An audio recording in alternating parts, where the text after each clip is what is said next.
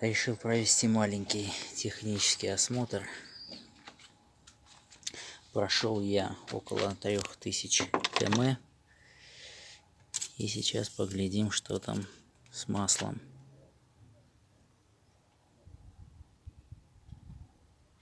В общем, уровень на половине. Как заливал, сколько было, столько и осталось. То есть Татнефть этот движок не хавает.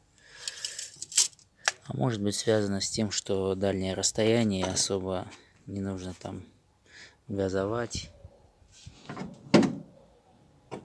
Рывки постоянные, первая, вторая, переключение.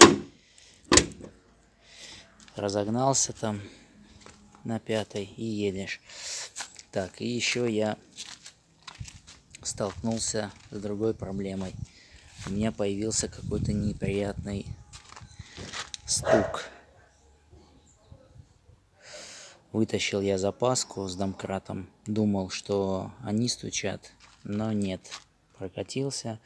В общем, на мелких неровностях очень отчетливо слышно где-то в задней части. Ну, не знаю. В общем, пошатал машину, но вроде бы ничего так особо не шумит. Посмотрел ролики, и вроде как болячка это адсорбер. Вот, по-моему, в этой части. Или в этой части. В общем, нужно снимать колесо, снимать подкрылок, локер и глядеть. Но я этим уже заниматься не буду. Думаю, что ничего такого критичного нету. Доеду уже до дома через 10 дней.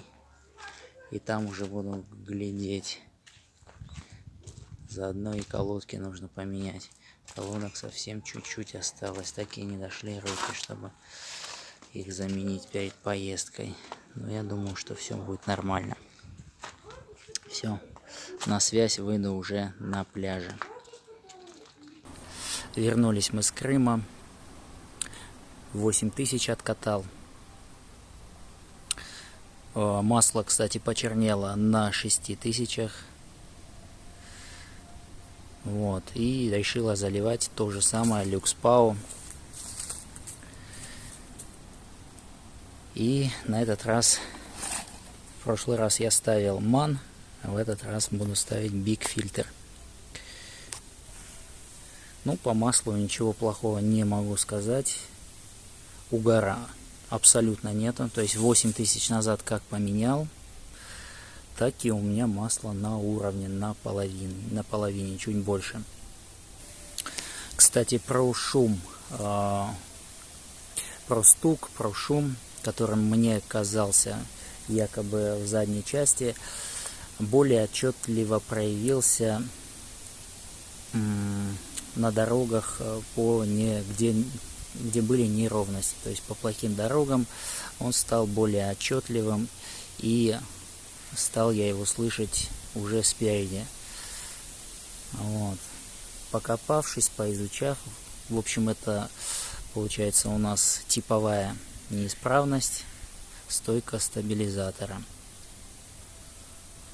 Так как я не обслуживаюсь у официального дилера, думал, что не будут менять по гарантии, но позвонил, приехал, заодно и привез им колодки, поменяли по гарантии, без каких-либо проблем.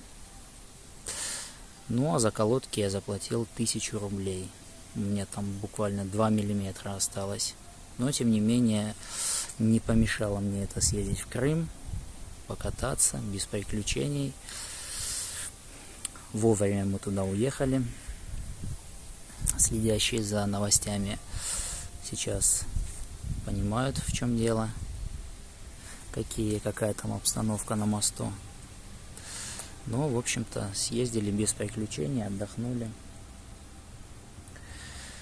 Вот. Ну а сейчас буду я менять масло. Процесс замены показывать, конечно же, не буду.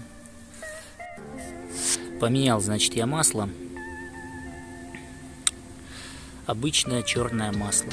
Единственное, чернеть оно начинает на более позднем пробеге. Так, ну что здесь у нас? Здесь у нас теперь бигфильтр.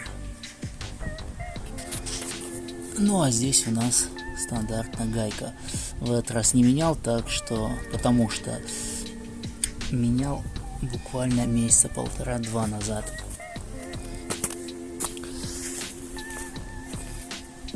У меня минимальный набор инструмента, поэтому не совсем тут легко было это все делать, но в принципе я поменял.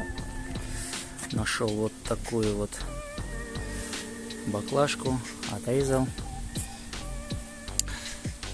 Ну и самое главное, отвертка со звездочкой. Свою маленькую отвертку я забыл дома, решил воспользоваться этой, но ею особо-то и не подлезть сюда. В итоге взял биту, плоскогубцы и пооткручивал так. Ну и не рекомендую вот в таком вот виде приезжать. Но я нашел эстакаду всего за 100 рублей. Все, буду закругляться, буду закручивать и поехать по своим делам. Всем удачи и пока.